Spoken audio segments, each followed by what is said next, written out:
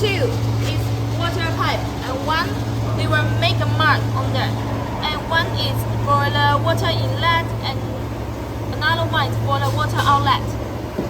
After we connect these three pipes, then this is the general switch to control the whole power of the machine.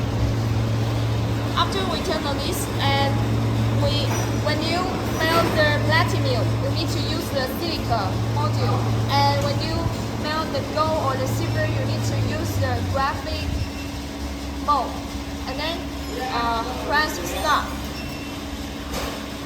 And from the beginning to increase slowly.